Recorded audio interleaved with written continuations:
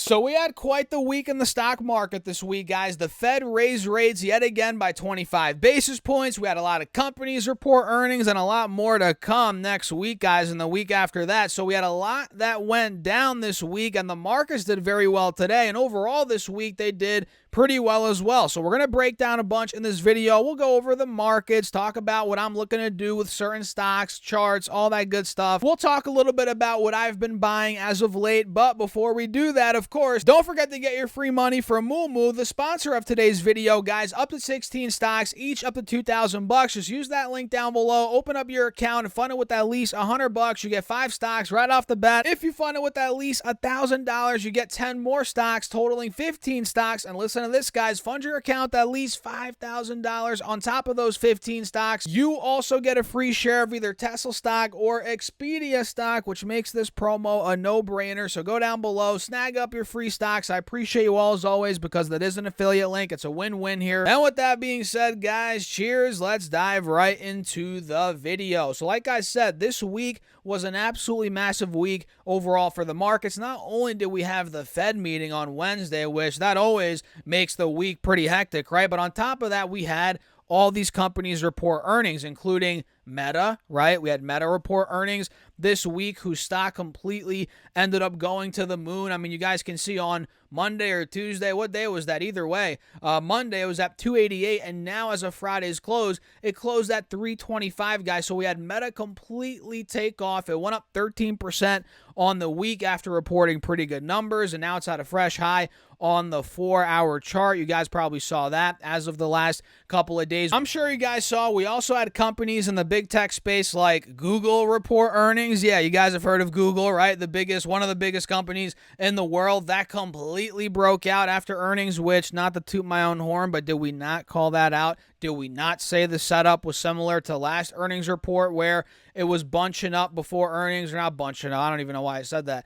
Consolidating, right? Trading in a tight range before earnings. The numbers came out. Boom, it completely broke out. It was the same setup here, trading in a pretty tight range, a little bit of a downwards channel, whatever you want to call it. The numbers came out, boom, we broke out. And did we say for sure that was going to happen? No, obviously not. We don't know exactly what's going to happen, but we said that that was a very strong possibility, and that's what ended up happening, guys. Now Google is completely breaking out, and in my opinion, it could be getting ready, to start going to all-time highs, which this stock, believe it or not, is lagging the other big tech names. We have other names like Microsoft, Apple, they're at all-time highs. Maybe not so much Meta, obviously. They're still a little bit off the all-time highs. But there's a lot of these big tech names at all-time highs. Google is not one of them. Now, this earnings report, granted, if the markets collapse, this could go right back down. But this earnings report, along with the markets being very strong, could get Google in striking distance to all-time highs, in my personal opinion. Will it happen? Again, we don't know. We don't know exactly what's going to happen, guys. But like I said, it could get within striking distance of that all-time high. Heck, it's there right now. It's arguably there right now. So we had Google this week report earnings. We had Snapchat, which I warned you guys. What did I say? Be very careful with Snapchat. This company is known, this stock is known to have wild swings during earnings, and this time around, it was no different, ladies and gentlemen. Look at that. This stock closed at $12.50, $12.75 before earnings, roughly, and then it got all the way down to almost under $10 per share. I mean, guys, this is why I don't mess with stocks, trading-wise before earnings. Things like this. This stuff is insane. Imagine buying a put on Snapchat that expires or that expired on Friday. Let's say this past, a couple days ago on Monday, you bought it expiring today. You would be completely freaking screwed right now. You'd be out of all your money. Now, if you bought puts that expired, months from now, that's a different story. But if you're playing with the short-term calls, short-term puts, guys, you're buying them. It's a very risky game, to say the least. But Snap, that's one that we had this week. We also had, of course, Microsoft, which I mentioned. That's near all-time highs, or it was at one point, a couple of days ago. Now it's down to 338. The stock's actually down a good chunk from the recent high. It hit 366. Now we're at 388, so we're down nothing crazy, but around 8%. At one point, we were probably down close to 10% Yeah, around 10% on MSFT. So now this is looking pretty decent on the dip, in my opinion. We'll see. Maybe next week this opens up for an opportunity. Maybe we start rebounding, which, mind you, we're not showing any signs of us really doing that quite yet, but it could be a possibility, of course, heading into this upcoming week. So another one, did I mention Visa? I think I mentioned, or I mentioned it before a couple of days ago, but not in this video. Visa we also had today. They ended up reporting and their stock's down a little bit. This could also be kind of a beaten down, maybe not too beaten down. I mean, guys, geez, it's still up a lot over the past couple of months, but in the past couple of days, it is beaten down a little bit. So maybe now that it's down 4.5%, 5%, that could be opening up an opportunity, heading into maybe next week. We'll see. Add it to the watch list, guys. What other big names did we have this week? I'm actually looking here at my notes, guys. I have all the stocks pretty much from this week. We already covered Roku earlier. Enphase was a big one. Maybe not so big market cap wise, but one that a lot of retail investors watch out for, and that ended up cratering. Not the best look for Enphase. We also had Ford, which dumped, I believe, last I checked. Ford's collapsing 3.4%, head and shoulders there. Not looking good, guys. Not looking good at all. We also had AT&T, which, guys, don't even get me started on this one. Value trap at its finest, dividend trap, yield trap, whatever you want to call it. This thing has gotten destroyed. Boeing's another one that reported this week. This stock's completely breaking out, up 2% on the day today when I'm filming this video. Friday, it did very well today. It's fully breaking out. Now, would I chase Boeing here? No, not necessarily. But I am watching it as we are, breaking out now, and the momentum's finally turning in the favor of the bulls. So, yeah, I mean, guys, we had a lot. Make sure to go check out the previous videos from this week. I made a ton of content this week. If you guys want more updates, of course, feel free to go back and check out those previous videos. But yeah, jam-packed week, man. We had Microsoft, Google, Snap, Visa, Spotify, Teladoc, Meta, Chipotle, eBay, Coca-Cola, McDonald's, the list goes on. Today, actually, we had a couple as well. Let me break those down that came out today because we haven't covered these yet. ExxonMobil this morning, guys, they reported numbers, and it looks like they did adjusted EPS of $1.94, which actually missed the 201 expected. That's not good.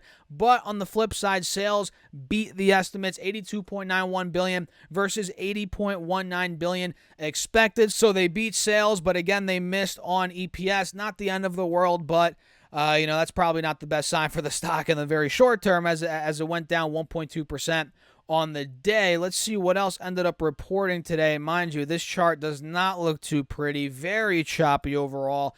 And we'll see if it starts rebounding. I don't know. The price of oil has been creeping up. We'll see how that ends up playing out. It looks like we also had Chevron today, which this chart does not look really good at all either. It's been getting destroyed. Let me see what they did, guys. It looks like they ended up doing EPS of 308, which beat the 297 expected. Sales came in at $48.9 billion, which also beat the $48 billion expected. But even though they double beat, just like Exxon, the stock went down on the day about 0.5%, just like Exxon went down. I think a little bit more than that, but either way, they both went down on the day. And we also had Procter & Gamble, I believe, report in the morning. Let me pull it up, guys. Procter & Gamble, looks like they did, and their stock went up 3% on the day, roughly. Very good day for the stock. So it looks like they did EPS. Let me see if I can find it here, guys. Oh, my goodness. Looks like they did EPS of $1.37, revenue of $20.55 billion. Not bad. It looks like they double beat, which is great. And again, their stock on the day, 2.8%, 3% almost, very strong. It's looking like it's breaking above now the highs from a couple of weeks ago, also from back in December, heading into January. We're taking those highs out, which is great. And as for me, guys, what did I buy this week? Well, I dollar cost average more into VTI, and this is for my long-term investments, guys. VTI is one that I buy all the time, which is simply the total Vanguard total stock market. So this is one that I dollar cost average in for the long term. I've talked about this, maybe not so much recently, but I do this kind of as the foundation of my long-term portfolio. And my strategy is, I like having ETFs, but I also like buying individual stocks. And like I mentioned in my Roku video earlier today, when I buy individual stocks, I'm not just throwing money at any random company that I like that day. No, that's not how it works, guys. I do research. I do deep dives, and I only buy companies, individual stocks that A, have good financials. I mean, there's a whole checklist, a whole video that I can make on this, but the financials have to be strong. There has to be an economic moat. There has to be a moat, guys, a strong competitive advantage, and management team has to be strong. I mean, the list goes on. I'll probably save that for another video, guys. Make sure you all subscribe and stay tuned. But I've been buying VTI. You know, that's one that I've been buying recently. I actually also bought more Google before the earnings, my long-term account. I bought more. I think it was at 117 roughly. I averaged in a little bit more on this dip right here. You guys can see if I zoom in. We did sell from 130 down to about 116.15. I forget where I nibbled. Maybe here at 117, or was it here? Either way, bought more there on Google recently. Now, of course, I'm not buying it in the 130s. I'm letting it ride a little bit. And another one that I want to buy, but I don't know, I mean, if I should reach for it here or wait. But it's one that I was building in the 90s, low hundreds. It's Amazon, guys, and this stock keeps on just running away from me. I mean, this thing keeps on going up. It looks like they report earnings on the 3rd, which I believe is this upcoming Thursday, so make sure you're ready for that, guys. That's one that I was buying again in the $90, $95, $100 range, but now at $133, I'm kind of hoping for a big dump, and if it does fall, towards $100 again, I'll be buying. But I don't know, with the way a lot of these big tech stocks are reacting after earnings, Amazon might explode. Who the heck knows after earnings? We'll see, guys. What do you think? Let me know in the comments. And with that being said, I guess I'm going to wrap up the video. If you enjoyed it, hit the like button. Make sure to subscribe. And don't forget to get your free money from Moomoo, guys. Use that link down below. Open up your account and fund it with at least $100. You get 5 stocks right off the bat. And if you fund it with at least $1,000, you get 10 more stocks, totaling 15 stocks. And listen to this. Fund your account at least $5,000 on top of the 15 stocks. I know this is crazy. You also get a free share of either Tesla stock or Expedia stock, which in my opinion makes this promo a no-brainer. So use that link down below. And of course, full disclosure, that is an affiliate link. It helps out the channel. I appreciate you guys as always. And with that being said, cheers. I'll see you in the next video.